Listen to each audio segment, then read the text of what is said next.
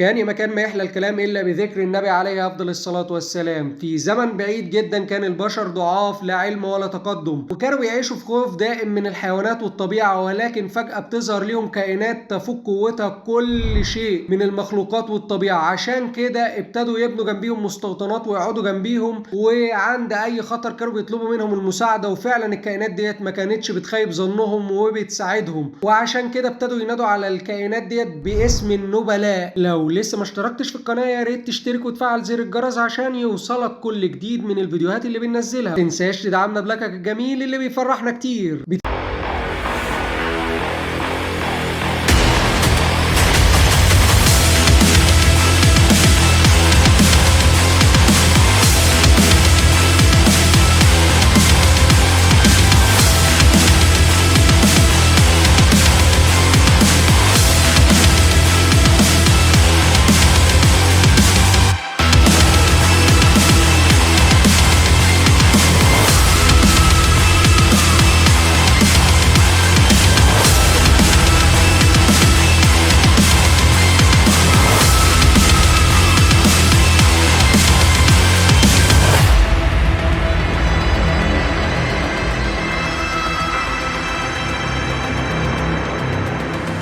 نبتدي حكايتنا مع المستذئب الجميل دوت واسمه موزاكا، والبنت اللي معاه ديت من البشر وهو اللي بيربيها. بياخد بعضه بالليل والبنت نايمه، وبيروح لصاحبه رايزل وبيطلب منه انه يخرج معاه شويه بدل العزله اللي قاعد فيها ديت. وفعلا بيوافق وبيخرجوا وبيروحوا للبيت، وبتكون بتصطاد سمك وبتقول لهم اعمل لكم شويه سمك قراميط، انما ايه يجيب لكم تسمم. وبيقعدوا هو وصاحبه يتسامروا، وبيقول له انا لقيت البت ديت في الحرب بتاعت البشر، بس ما لحقتش انقذ امها من القتل، وهي الناجيه الوحيده من قريتها، عشان كده خدتها معايا وبهتم بيها. بتنتقل الاحداث القصه الى الصيع الاشرار دول اللي عاوزين يعملوا فتنه بين الاصدقاء، ودوت عن طريق انهم يقتلوا البت اللي مع موزاكا ويلبسوها للبشر. وبكده موزاكا هيقتل البشر كلهم، وعشان عارفين ان رايزل مش هيسيب البشر يتعرضوا للخطر، وهيقضي على الخطر حتى لو كان الخطر ده صاحبه. وبكده قدروا انهم يخلصوا من موزاكا على ايد رايزل. وفعلا فرد من الذئاب ومعاه مجموعه من البشر قدر انه يوصل للبت وموزاكا مش موجود، وبيهجم عليها والبت بتدافع عن نفسها، وقدرت فعلا تقتل مجموعة البشر. لكن الذئب قتلها وهي بتهرب بالحصان بسهم في قلبها. وبيوصل موزاكا لمكانها وبيلاقيها داخلة عليه وهي راكبة الحصان، لكن بيتفاجئ انها ماتت. في نفس اللحظة وصل رايزل، وموزاكا بيفقد اعصابه وبيقول له انا هقضي على البشر كلهم اللي قضوا على الشيء الجميل اللي في حياتي. رايزل بيحاول يوقفه، لكن بيقول له مستحيل اسيب حد من البشر عايش، دول قتلوا بنتي. رايزل بيحاول يمنعه، لكن موزاكا خلاص مش شايف قدامه وبيهجم على رايزل، والاخير بيمنعه بالقوه. وبيقدر رايزل يثبت موزاكا، لكن موزاكا بيستخدم كل قوته وبيقدر يفك نفسه من سجن الدم اللي بيعمله عليه رايزل، وبيهجم عليه في محاوله من رايزل انه يصد هجومه ويرجعه لرشده. لكن تيقن ان موزاكا خلاص فقد السيطره على نفسه من كتر الغضب، وبيقرر يقضي عليه. وفعلا بيستخدم قوه مهوله جدا ولا كانها قنبله رعبت كل فرد موجود على الارض، وعلى اثرها مات موزاكا. لكن رايزل اتجرح من هجوم موزاكا الاخير، وكمان استخدم كل قوته، وده كله خلاه يدخل في حالة سبات عميق. بتنتقل بينا الاحداث بعد 820 سنة. بيلاقي مجموعة من الصيادين تابوت رايزل وبيطلعوه، لكن في فرد من منظمة مجهولة قتل الصيادين، وبيبلغ المنظمة انه مش قادر يفتح التابوت. وبيخرجوا في لحظة خروجه القمر بيجي على التابوت، وبيفوق رايزل من سباته وبيخرج ويتحرك لمكان الخادم بتاعه فرانكتشاين، واللي بيكون بقى مدير مدرسة. واول ما بيحس بيه فرانكتشاين بيتحرك ناحيته ويظهر ولاءه ليه، وبيدخله وبيعمل له شاي، وبيعرف رايزل ان سباته طال 820 سنة، وكمان ده مش مكان اقامة فرانكتشاين، دي مدرسة. وبيعرفه يعني ايه مدرسة، وبيقرر انه يضمه ليهم عشان يقدر يعاصر التقدم. وفعلا بيدخل الفصل والمدرس بيعرفه على زمايله، يطلب من تشرو بما انه يعرفه انه يهتم بيه ويقعدوا جنبه، في وسط سخط من كل البنات اللي في الفصل على تشرو. نفس الوقت بيوصل اتنين من افراد المنظمه لمكان التابوت وبيلاقوه فاضي، وبيطلع واحد منهم مصاص دماء وبيحول الراجل لوحش، وبيعرف كل ذكرياته وهو بيمص دمه. نرجع لرايزل وتشرو وهم مروحين، بيلاقي تشرو وحش بيهجم على زميلته وبيجري عليها وبيضربه وبياخدها وبيهربوا، وبيعرفوا ان رايزل قاعد مع المدير والبت بتناديه باسم رايا. نرجع لافراد المنظمه اللي بيقابلوا حد اعلى منهم في المنظمه وبيحذرهم، وبنعرف ان ابو بيشلف وشه دوت اسمه M21 والضخم M24، وبياخد منهم المسخ ويحذروهم ان المنظمة مش هتسيبهم لو عملوا اي خطأ تاني. الشرطة بتكتشف مكان الضحايا وبيتم الاعلان انه لسه ممسكوش الفاعل. البنت بتخاف وبتقول اكيد نفس الوحش بتاع امبارح وبيروح تشرو عشان يروح، لكن جاك بتاع المنظمة بيظهر وكان هيقضي عليهم لولا تدخل M21، وهو بيقول له لسه في شاهد تاني لازم نجيبه الاول، فبياخدهم معاه وبيفضل يعذب فيهم بالوحش. لكن تشرو بيتصدى لكل هجمات الوحش. في نفس الوقت بتوصل رسالة للمدير بيعرف انهم مخطوفين وبيتجه ليه، وبيكونوا قدروا انهم يهربوا ويدخلوا الاسانسير، لكن جاك بيقتل الوحش بكل سهولة وبيجري وراهم وبيجيب تشرو من الاسانسير وبينزل فيه ضرب. لكن في لحظة M24 بيشوف فيه صاحبه اللي موته جاك وبينقذه على اخر لحظة بتوجيه ضربة جبارة اللي جاك بتلزقه في الحيطة. وفي نفس الوقت البت اللي مع جاك بتعرف انهم غدروا بيهم وبتهجم على M21. القتال بيبتدي ما بين جاك و M24. جاك في مستوى تاني خالص، كان بيلعب ب M24 زي كيس الملاكمة وقتله بكل سهولة. نيجي ل M21 اللي البنت كانت هتخلص عليه برضه لولا تدخل فرانك تشاين ورايا بيطلب من فرانك تشاين يخلص عليها، وبيطلب من M21 انه يدله على طريق الاولاد، وفعلا بينزلوا وبيهجم على طول M21 على جاك اللي قتل صاحبه. لكن نفس الوضع كان بالنسبة له عامل زي كيس الرز، فبيتحرك في اتجاه رايا وبيقول له انت جاي تشوف صحابك وهم بيموتوا، انا هموتك انت الاول، انت خايف تبص في عيني، انت جبان ولا ايه؟ في اللحظة دي كان رايا بيدي الامر لفرانك تشاين انه يستخدم قوته اللي كان منعه من استخدامها، وبيقول لجاك اركع، وفعلا جاك بيركع غصب عنه وبيقول له هنا مكانك اللي المفروض ابص عليك فيه. جاك بيحاول يقاوم لكن مش بيقدر، وM24 في حالة صدمة وبيقول هو ده اللي كنت بدور عليه، النوبلس. وبيتحول جاك لوحش وبيطلع له حاجات غريبة في اماكن استغفر الله العظيم. المهم بيحاول يهجم على رايا تاني بكل قوته، لكن رايا بيحطه في مكانه المناسب، وفي نفس اللحظة كان مخلي اصحابه يغموا عليهم، وبصباع واحد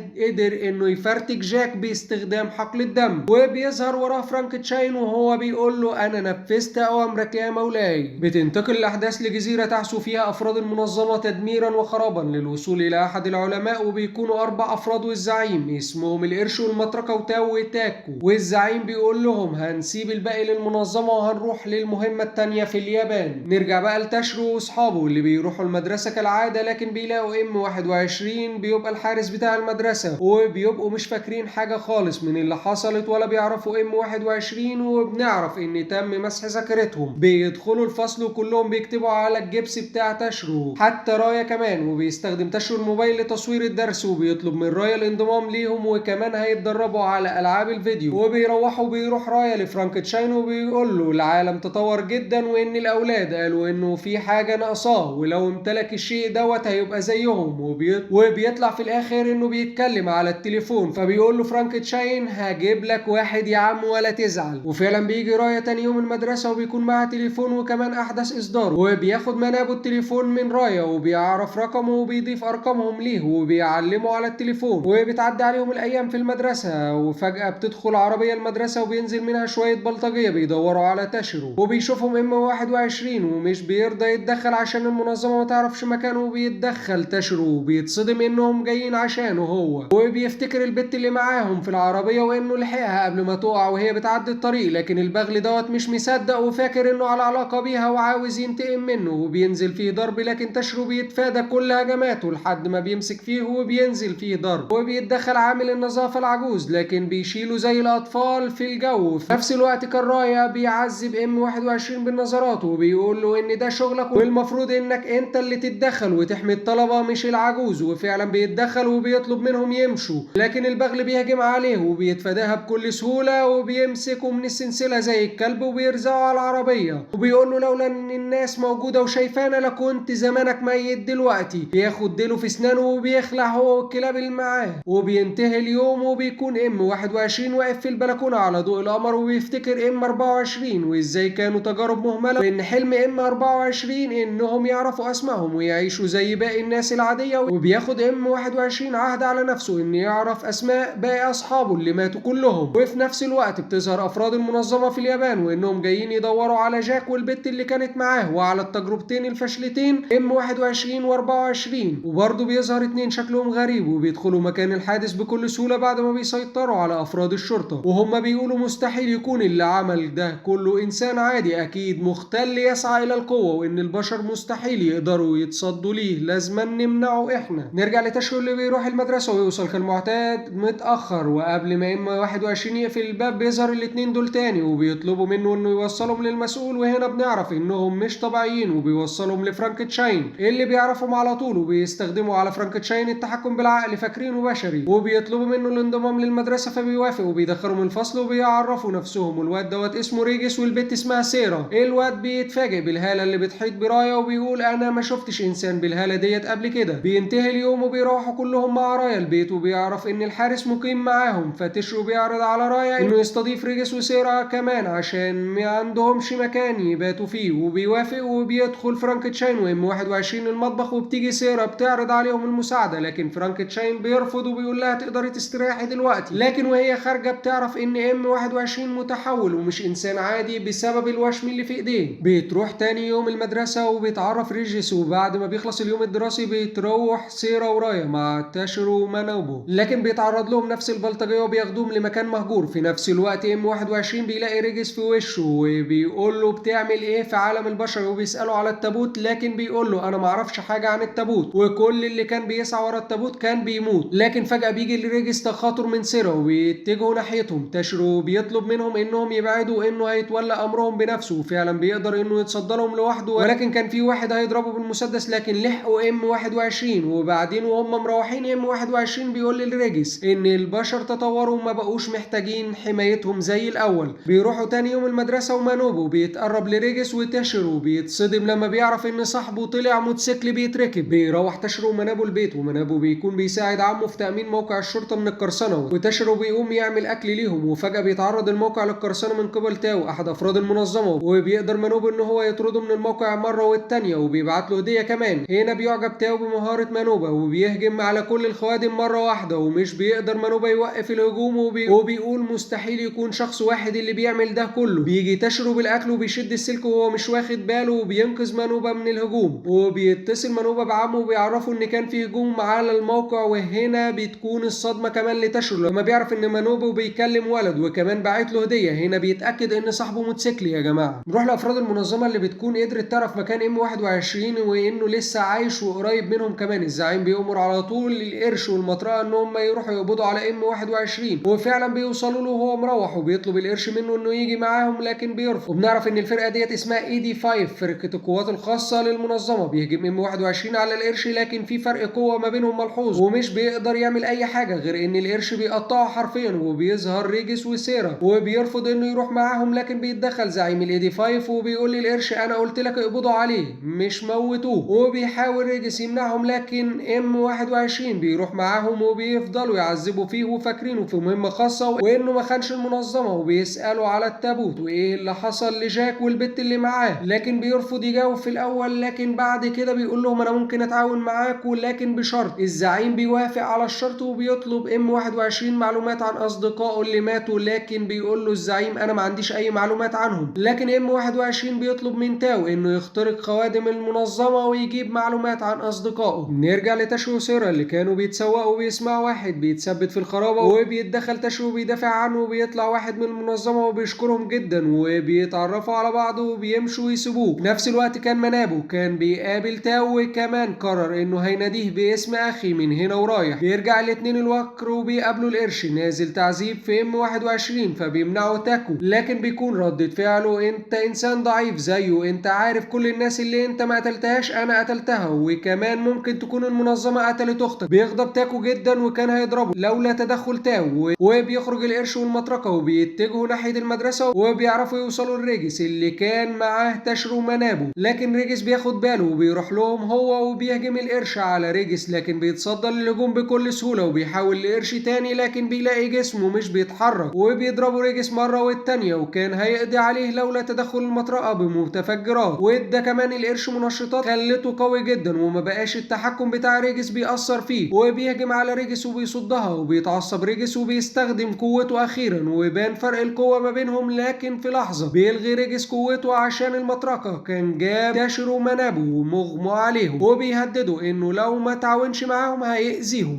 يروحوا باقي الافراد لمكان القرش ومعاهم ام 21، لكن بيتفاجئوا بوجود الاولاد مع القرش وكمان مكلبش ريجس بكلبش مخصص للمتحولين، وبيفوق كل من تاشرو ومنابو وبيتصدموا بوجود تاو وتاكو. وفي نفس اللحظه كانت سيرا حست ان ريجس في خطر واستأذنت من فرانكنشاين ورايا وراحت تدور عليه، وكمان هم طلعوا وراها عشان تاشرو ومنابو. المطرقه ابن المفجوع الاكل اللي معاه خلص وراح يجيب اكل، لكن وهو راجع بيقابل سيرا وبيرمي عليها كنابل، لكن سيرا بتشق صدره وبيرمي كنابل تاني وبيهرب وبتدور عليه. نفس اللحظه كان القرش بيعذب تاشرو وكان هيتدخل ويمنعه تاكل، لكن الزعيم بيقول له روح للمطرقه، ده اكيد كان صوت انفجاره، وبينفذ الاوامر وبيطلع، لكن بيلاقي فرانكنشاين ورايا في وشه. فرانكنشاين بيقول لرايا روح دور عليهم وانا هتولى امره. في نفس الوقت كان القرش هيخلص على تاشرو لولا تدخل ام 21 في اخر لحظه وتخليه عن هدف، وهو بيقول لريجس هسيب الباقي ليك. بيهجم تاني على القرش، لكن القرش بياخد الاذن من الزعيم الاول فبيقول له تقدر تقتله، وبيهجم القرش على ام 21، لكن فرق القوه ما بينهم كبير جدا، وبيوجه القرش ضربه لام 21 كان ممكن يفاديها، لكن هيموت تاشرو ومنابو بسببها، عشان كده ما اتحركش من مكانه وكان رايح يهجم عليه تاني ويقضي عليه، لكن فجاه ريجس بيكسر الكلبشات وبيرزع القرش بنيه لزقته في الحيطه وبياخد ام 21 بالحضن. نفس اللحظه كان القتال داير بين فرانكنشاين وتاكو. فرانكنشاين بيفادي كل الهجمات بسهوله وتاكو شغال ضرب بالاسلحه اللي مش بتخلص، ولما تاكو بيلاقي الوضع كده بياخد منشط، لكن على طول بيوجه له فرانكنشاين ضربه لكن بيفاديها بسرعه، ولسه فرانكنشاين بيكلمه لقاه في قفاه ومرفعه. ايه السرعه دي يا ابني؟ بتروح الاحداث بسرعه لريجس اللي بيبقى مسيطر على القتال كله حتى بعد ما القرش خد المنشط كمان. كم انت جبار يا ريجس، خلاص هيخلص على القرش، لكن فجاه الزعيم بيتدخل وبيهجم عليه، لكن بيقدر يتفادى الهجوم بكل سهوله. الزعيم اول ما بيلاقيه فادى هجومه رغم سرعته اخذ المنشط على طول وطلب من القرش انه يقف، لكن المفاجاه انه قتل القرش، وكمان بيقول لتاو انه اصلا عباره عن منشط ليه وانه ماشي تبع الخطه الاصليه. وفي لحظه ريجس بيتعصب جدا وبيقرر انه هيقتل الزعيم وبيهجم عليه، لكن الزعيم بيصدها كانه بيهش دبانه. بيهجم ريجس بنفسه، لكن للاسف الزعيم بيلعب بيه الكوره وبيقوم ريجس وبيهجم عليه بكل قوته، لكن ولا اي حاجه بتحصل ولا حتى بيتخدش الزعيم ولو خدش صغير، وبيوجه الزعيم ضربه لريجس بتلزقه في السقف وبيغمى عليه. بتنتقل الاحداث لسيرا اللي بتلاقي المطرقه وبتستخدم سلاح الروح وبتقدر بيه تتصدى لكل هجماته بكل سهوله. مش بس كده، كمان بتفلقه نصين بكل سهوله. يا جماعه نرجع لفرانكنشاين اللي متثبت على السطح وبيقول الوضع صعب بقوتي ديت، لكن تاكو بيقول له لازم اخلص منك بسرعه عشان اقتل اللي هرب مني. هنا فرانكنشاين بيتجنن وبيستخدم قوته وبيعصي اوامر رايا. يا عيني تاكو مش بيلحق يتحرك من مكانه، بيكون فاشخ صدره، بيتحرك بكل سرعته عشان يفادي هجمات فرانكنشاين، لكن كل خطوه كان بيتفشخ فيها اكتر. فرانكنشاين كان هيخلص عليه لولا ان تاكو افتكر اخته وقدر يتفادى الهجوم وكمان قدر يجرح فرانكنشاين، لكن فرانكنشاين بيقول له ده اخرك معايا، وفعلا بيخرمه من كل حته. لكن قبل ما يقضي عليه بتظهر سيرا وبتقول له مستحيل تكون من البشر بقوتك ديت. بيقول لها ايه ده؟ سلاح الروح؟ انت كده اكيد من علية النبلاء. بيقطعهم تاكو بيعتذر لها وبيطلب منها انها تنقذ تاشرو، فبيقرر فرانكنشاين انه يسيبه عايش. نرجع بقى للمعجنة الحقيقية اللي بتحصل بوصول رايا ليهم وبيشوف حالتهم الصعبة ديت، لكن الزعيم بيسأل رايا انت اللي كنت بتهجم فوق؟ رايا بيقول له مين اذلك تتكلم، وبيرقعه على الارض في صدمة للجميع من قوة رايا. بيقدر الزعيم انه يحرر نفسه بصعوبة وبيهجم بكل قوته اللي اخدها من القرش وبيدمر المكان، لكن المفاجأة ان رايا صدها كأنه كان في حد بيسلم عليه وبيقول له اختفي، فبيطيره بيلزقه في الحيطة. بيرجع تاني الزعيم يوجه كام هجمة طايرة لكن مش بتلمس حتى رايا بسبب الدرع اللي حواليه، فبيطلب الزعيم من تاو انه يستخدم المنشط عشان يعمل معاه زي ما عمل مع القرش، وبيوافق تاو، لكن الزعيم بيقول للمنابو انت اول واحد هقتلك بعد ما امتص القوة. هنا تاو قرر انه مش هيستخدم المنشط فبيهجم عليه الزعيم وكان هيقتله لولا توسل منابو لرايا انه ينقذه. رايا بيقول له احنا اصحاب، اطلب اللي انت عايزه من غير توسل. بيستخدم رايا حقل الدم وبيوجه ضربة للزعيم بيعصره فيها وبيقضي عليه بكل سهولة. بيفوق طوكيو وام 21 وبيستغربوا ان هم لسه عايشين لحد دلوقتي وجنبهم تاشرو ومنابو لسه ما فاقوش. في نفس الوقت كان تاو منبهر بمهارات سيرا في الطبخ وبياكلوا كلهم، وام 21 بيروح يقف في البلكونة وبيأنب نفسه انه ضعيف، فبيجي له رايا وبيقول له انت مش ضعيف وبيوريه قد ايه هو قوي. اللحظة ديت بيكون بيكون M21 مصدوم من قوته وشكله وبيشكر رايا وبيروح لتاو وطوكيو اللي بيسمعهم وهم بيتكلموا انهم عاوزين يمشوا. كمان تاكو بيصدم طوكيو ان المنظمة كانت بتتلعب بذاكرته ان ملوش اخت ولا حاجة، وبيشكروا فرانكشاين والجميع على الوقت الجميل دوت وماشيين. لكن M21 بيترجى فرانكشاين انهم يقعدوا فبيوافق فبيقول له ده كمان بيتك وتقدر تقعد اللي انت عايزه فيه. بيروح تاشيرو ومنابو المدرسة وبيتفاجئوا ان طوكيو وتاو انضموا لحرس المدرسة مع M21. تاشيرو بيعجب بسيرا لكن مش عارف يصارحها ازاي وبيطلب المساعدة منهم، لكن دول آلات حرب لا يفقهوا اي شيء عن الحب وبيتهربوا منه. لكن رايا بيتدخل ويأمرهم بمساعدته وبيفشلوا فبيتجهوا لريجس اللي بيرفض في الاول، لكن بيأمروا رايا فبيساعدهم وبيوصلوا في الاخر انه يكتب لها رسالة فيها مشاعره، لكن بيزهق من اقتراحاتهم الفاشلة وبيحاول يظهر نفسه قدامها في لعبة السلة، لكن بيتحول الماتش الحرب بينهم ونسيوا انهم بيعملوا كل دوت عشان يساعدوه. وبعد ما بيخلص اليوم بتيجي سيرا لتاشيرو وتديله رسالته وبتقول له طبيعي انك تعجب بحد وكمان هو يعجب بيك، خليك على طبيعتك. وبيروحوا كلهم لبيت فرانكشاين، لكن المفاجأة انهم كانوا اتفقوا انهم هيمسحوا ذاكرتهم عشان خايفين عليهم، وفعلا بيتم مسح ذاكرتهم وبيجوا كالعادة المدرسة متأخرين وكانوا ناسيين كل حاجة. بيظهر راجل عجوز واسمه غيجل وبيحاول يدخل المدرسة وبيمنعوا الحرس وبيقولوا له ان دخول الاباء باذن مسبق، لكن بيطلع شخص مش عادي وبيقول لهم انتوا كمان مش مسموح لكم تبقوا قريبين من المدرسة. لكن بيظهر ريجس وسيرا وبيطلع الراجل دوت جد ريجس زعيم عشيرة في النبلاء. وكمان بيظهر فرانكشاين اللي بيكون عارف غيجل وبيقول له ده مكان شغلهم وبيقول له تعالى معايا. وبيقابل رايا اللي بيطلع ذو شأن في النبلاء وبيطلب منه الرجوع معاه عشان يثبت براءته، لان الحاكم السابق دخل في السبات الابدي بعده على طول وبنته هي اللي مسكت الحكم وبتتهمك انك انت اللي وصلت الحاكم السابق ابوها للقرار ده. وكمان اغلب زعماء العشائر دخلوا في السبات الابدي مع الحاكم ومفيش غيري دلوقتي وهي عايزه توصل لك باي تمن.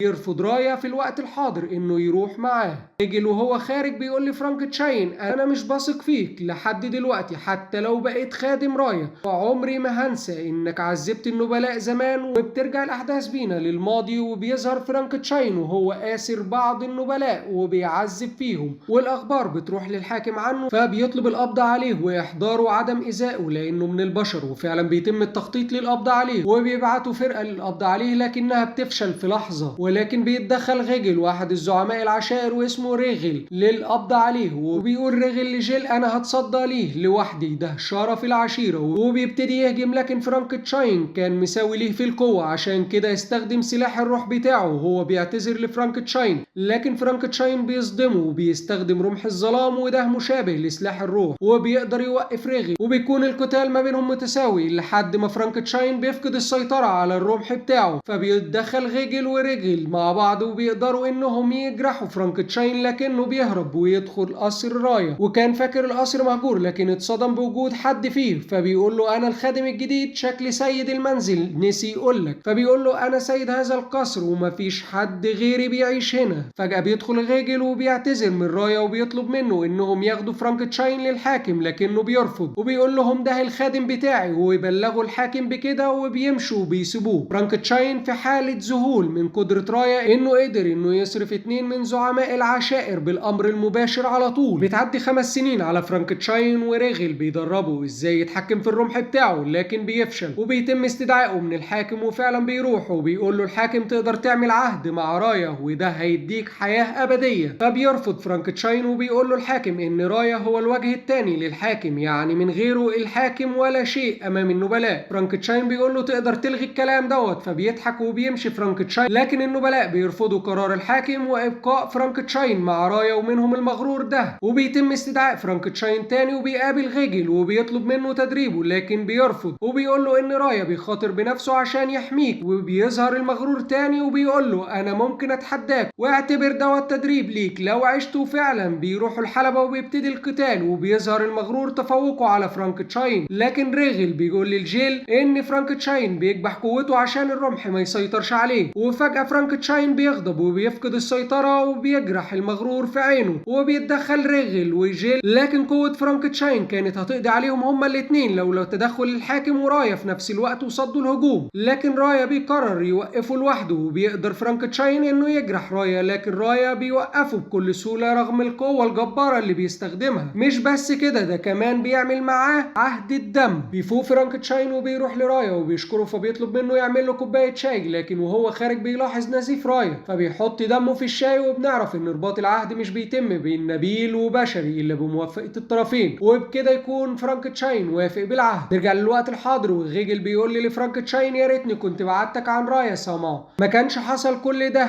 يا ريت تقول له يرجع معايا عشان يثبت براءته ويقدر يعيش تاني مع النبلاء. فبيصدمه فرانكنشاين وبيقول له رايا اصلا مش عايز يعيش هناك، هو حابب يعيش هنا وسط الاصدقاء والاحباب من البشر والنبلاء. غيجل بيقرر انه هيرجع، لكن قبل ما بيمشي بيقول للريجس انت وريثي وهتاخد مكاني في يوم من الايام، وعشان كده افضل هنا وبطل طيش. وبيطلب من سيرا تهتم بيه، وبيرجع للملكه وبيقول لها ان الاتنين اخطأوا، لكن هي بتقرر تقرا عقله، فبيقول لها من الصعب عليك ان تقرا عقلي، فبتطلب سجنه واحضار سيرا لقراءه عقلها، وبتكلف باحضارها الواد الرخم ريل. وفعلا بيروح المدرسه وبيتحكم في عقل كل الطلبه وبيتجه ليه الحرس، لكن على طول بيعرف انهم بشر معدلين وبيضرب ام 21 بيقضي عليه بضربه واحده. وفي لحظه بيظهر ريجس وسيرا، لكن مش بيهتم بريجس اللي بيكون اضعف منه، وبيكلم سيرا وبيطلب منها ترجع معاه وهي بترفض طلبه وبيمشي. وبنعرف انه تم سجنه بسبب تدمير المكان اللي حواليه بسبب رفض سيرا الزواج منه. وبنعرف من ريجس انه اكبر منه في العمر والقوه، وانه ذو دم نقي من عشيره كاريتا، وانه عاوز يخطب سيرا عشان يقرب من منصب زعيم عشيره، عيل وصولي متعفن. وبتروح سيرا تقابله وكان هيروح وراها رايا، لكن فرانكنشاين بيطلب منه انه هو هيتولى الامر بنفسه. فبيقول له رايا بس انت بمستواك دوت مش هتقدر عليه عشان هو من ذو الدم النقي، عشان كده انا برفع عنك الختم وتقدر تستخدم قوتك. وبتوصل سيرا لمكان ريل وبيطلب منها الزواج وترك ريجس اللي اجبرها على التعامل مع البشر الحمقى القذرين. فبيكون ردها المره ديت مختلف عن المره اللي فاتت، وبتقول له انا افضل العيش مع البشر الحمقى ولا اني اعيش مع خنزير وصولي متعفن. الواد من الصدمه بينهق وكان هيهجم عليها لولا تدخل عمه فرانكنشاين، وبيهجم على فرانكنشاين بكل استهتار، ولكن بيكون فرانكنشاين متوقع كل حركاته، وبيكون فرق القوه بينهم واضح لحد ما ريل بيستخدم اسلوب ابوه وبيظهر منه كذا واحد، لكن فرانكنشاين بيكون متوقع برضه حركاته، فبيستخدم سلاح الروح وبيقول لفرانكنشاين انت اللي جبته لنفسك، وبيقدر يوجه ضربه لفرانكنشاين ويعمل له علامه اكس في صدره. فبيتحمس فرانكنشاين وبيستخدم رمح الظلام، وبيكون القتال متكافئ بينهم الى حد ما. بيتدخل ريجس وسيرا عشان لو فضلوا على كده هيدمروا المكان، وبتقدر سيرا توقفه وبتقول له ارجع انا مش جايه معاك. فبيتصدم يا عين الواد وبيطلع امر الملكه وبتنصاع للاوامر وبترجع معاه. بيرجع فرانكنشاين لرايا وبيقول له غيجل في خطر، وكمان سيرا تم استدعائها من قبل الملكه. فبيقرر رايا انهم يروحوا للمملكه. نروح لسيرا اللي بتوصل للمملكه وبترفض تجاوب على اسئله الملكه اللي بتسالها عن رايا الخاين، فبتحاول تجبرها انها تجاوب لكنها بترفض، فبتؤمر بحبسها وبتؤمر احد زعماء العشائر باستجواب غيجل. بيرجع من الاستجواب بدون اي نتيجه، وبيدخل على الزعماء حد بيبلغهم ان في طياره وقعت في البحر المجاور ليهم، بيطلبوا منه تحريك الحرس تجاه الطياره وبيفتشوا فيها. وبيكون رايا وفرانكنشاين ومعاهم ريجس اللي بيحذرهم انهم في منطقه محظور دخولها من قبل الحاكم السابق، وبيكملوا ولكنهم سامعينه. وبيطلع في المنطقه ديت قصر رايا. بيحس فرانكنشاين ورايا بمجرد دخولهم القصر بحاجه غريبه، فبيطلب من ريجس يستناهم هنا. وبيطلعوا بيلاقوا سلاح الروح سيف نهايه العالم الرجناروك بتاع الحاكم السابق. وبيكون ريجس حس بوجود حد قريب من القصر، فبيتحرك ناحيتهم وبيوقفهم قبل ما بيبلغوا الملكه، وبيساعدوه ام 21 وطوكيو وتاو. وبيطلعوا كانوا مستخبيين في الطياره، وبيروحوا لفرانكنشاين ورايا اللي بيقولوا لهم ان سيرا وغيجل في مأزق بسبب التستر عليا عشان انا متورط في شبهه قتل الحاكم السابق. فبيسالوا ام 21 انت مين بالظبط؟ ازاي واحد من النوبلس وقتل الحاكم السابق؟ فبيرد عليه فرانكنشاين لقب النوبلس لا يشير الى واحد من النبلاء بل الى كائن واحد لا نظير له يتميز عن جميع النبلاء الاخرين، وذلك النوبلس هو رايزل سما. بيتصدم ريجس وبيقول ام 21 يعني انت النوبلس والمجرم الهارب كمان؟ فبيقول له رايا انتوا هتساعدوا مجرم ليه؟ فبيقول له احنا مش شايفين مجرم هنا. وكمان ريجس بيقول له جدي واثق فيك، فعشان كده انا كمان واثق فيك. فبيفتكر رايا وهو قاعد مع الحاكم السابق وكان بيعرض عليه الحكم. نرجع للحاضر وبيقرر انه هيروح القصر الملكي في صدمه من الجميع. بتنتقل الاحداث الى الملكه اللي بتعرف ان في 3 من البشر المعدلين على الجزيره ومعاهم ريجس اللي بتقرر انه على صله برايا، وبتقرر تعاقبه هو وجده بالسبات الابدي وهو الموت في اعتراض من زعماء العشائر. وعشان كده بتروح لغيجل وبتقول له لو قلت الصراحه هعفو عنك، وفعلا بيقول لها انا قابلت رايا سما، فبتعفو عنه، لكنه بيترجاها انها تطبق حكمها عليه، وبترجع وتبلغ زعماء العشائر انها قررت معاقبه غيجل بالسبات الابدي، وان اللي موجود على الجزيره الخائن وخدمه، وبتطلب من 2 من زعماء العشائر التخلص منهم. وفي نفس الوقت بيكون رايا وفرانكشتاين متجهين للقصر، والباقي بيكونوا بيوسعوا لهم الطريق للقصر، وبيجي لهم ريل الخنزير المرفوض وبيبلغ ريجس ان اتحكم على جده بالسبات الابدي، فبيطلب منه ام 21 انه يلحق جده وهم هيوقفوا الواد الخنزير. نفس الوقت بتكون سيرا هربت من السجن وبتقابلها زعيمه العشيره ديت وبتطلب منها ترجع، لكن سيرا بترفض وبيبتدي القتال ما بينهم، وكل واحده بتستدعي سلاح الروح بتاعها وبينزلوا ضرب في بعض. نرجع لريجس اللي بيشوفوه الاتنين الزعماء دول، وواحد منهم كان هيوقفه ويقبض عليه، لكن التاني بيطلب منه انه هو اللي يقبض عليه، وفعلا بيلحقه وبيطلب منه انه يهرب لحد ما يثبتوا براءته هو وجده، ومش عاوز يقبض عليه، لكن ريجس بيرفض وعاوز يقابل جده، فبيقول له خلاص انا هساعدك تقابل جدك لو قدرت انك تخدشني. نرجع لام 21 اللي بيقدر انه يخدش ريل، وكمان كل ما بيقرب منه طوكيو كمان بيصيبه، وفي الاخر بيقدر تاو انه يصعقه، وده بيخليه يستخدم سلاح الروح ويفلق ام 21 وبيقدر عليهم هما الثلاثه. وبيظهر رايا اللي بيقول لفرانكشتاين تقدر ترجع لهم، وفعلا بيرجع لهم، لكن قبل ما بيوصل بيكون ريل هزمهم، وكمان اخوه زعيم العشيره وصل ليهم وكان هيقبض عليهم لولا وصول فرانكشتاين. فبيسال اخوه انت تعرفه؟ فبيقول له ريل ايوه كان مع سيرا وكنت هقضي عليه. يا عين الواد ملحقش يكمل كلامه كان فرانكشتاين مخرمه، وبيستدعي اخوه سلاح الروح وكمان فرانكشتاين وبيطلب منهم يبعدوا عشان ما يموتوش من العظمه اللي هتحصل. وبيبتدي القتال وبيختفي الزعيم، وفرانكشتاين بيكون مش قادر يحدد مكانه في الاول لكن بيقدر يوصل له، كل واحد بيهجم على التاني والزعيم بيظهر منه نسخ كتير، لكن فرانكشتاين بيقدر يوقفهم كلهم. وبيجي الخنزير المرفوض تاني وبيهجم على ام 21 والباقي، لكن فرانكشتاين بيصد هجومه وبيتعرض لاصابه من الزعيم اللي بيزعق لاخوه ويأمره بعدم التدخل، وكمان بيجرح نفسه، فبيعجب بيه فرانكشتاين وبيكملوا دعك في بعض. بتنتقل الاحداث لريجس اللي بيكون يا عيني جاب اخره ومتشلفط من كل حته، لكن بيزغزغ الزعيم وهو ماسك وبيقول له اوفي بعهدك ليا بقى. فبيقول له الزعيم بقائك وسط البشر غيرك يا ريجس. وفي نفس الوقت كانت الملكه بتستدعي باقي الزعماء عشان هتنفذ الحكم على غيجل، ومش بس كده كمان هتعاقب سيرا على الهرب من الحبس بالسبات الابدي، لكن بيرفض الزعماء الحكم. وكمان غيجل بيقول لها انا اللي المفروض اتعاقب بس سيرا وريجس مالهمش ذنب. بتقول انا هقتل كمان رايا، فبيقول لها مش هتقدري طول ما الشخص ده جنبه، الشخص اللي اعترف به الحاكم السابق ده في قوه زعماء العشائر رغم انه بشري. وبيقول لزعماء العشائر ان الملكه بتكره رايزل مش عشان قتل الحاكم السابق، لا عشان الحاكم السابق عرض عليه الحكم من بعده ولكنه رفض، وانا بقبل بحكم السبات الابدي عشان انا ما عرفتش ادلك على الطريق الصحيح وانك تبقي الملكه اللي تجمع النبلاء. فبتقول له تمام وهتنفذ خلاص الحكم عليه لولا دخول رايا الجاحد. في نفس الوقت كان الزعيم اللي بيقاتل فرانكشتاين كان بيواجه صعوبه في القتال مع فرانكشتاين اللي بيوجه له ضربه بتخرم بطنه، فبيتدخل تاني ريل الخنزير وبيطلب من اخوه ياخد سلاح الروح بتاعه، لكنه بيرفض وبيقول له دي رغبه ابويا الزعيم السابق للعشيره. وبيظهر قد ايه فرانكشتاين قوي. نرجع للحاج رايا والمدعكه اللي هتحصل. بيوقف رايا الملكه من تنفيذ الحكم، فبيهجم عليه ريمي احد زعماء العشائر بكل قوته، ولكن رايا بيعامله كانه بيهش دبانه، وبيتدخل باقي زعماء العشائر واحد تلو الاخر بكل قوته ومش بيقدروا حتى يوصلوا لرايا. مش بس كده بيتحكم فيهم ويرقعهم على الارض. فبتقول سيرا انا كنت فاكره ان الحاكم بس اللي يقدر يعمل كده. فبيقول لها غيجل ان الحاكم اقوى النبلاء وعشان كده بيقدر يستخدم تقنيه الاخضاع، لكن النوبلس هو شخص قوته تفوق جميع النبلاء بما فيهم الحاكم نفسه، ويعتبر هو الرقيب على الحاكم في حاله خطأه. بتتدخل الملكه وبتقول لهم انا اللي هقضي عليه بنفسي، وبتستخدم سلاح الروح رغناروك بيحس بقوتها كل اللي في المملكه، ومنهم الزعيم اللي بيقاتل فرانكشتاين وبيسيب فرانكشتاين ويرجع جري على القصر هو واخوه. نرجع للملكه اللي بتوجه الضربه المهوله ديت تجاه رايا اللي بيصدها بكل سهوله وبيهجم عليها،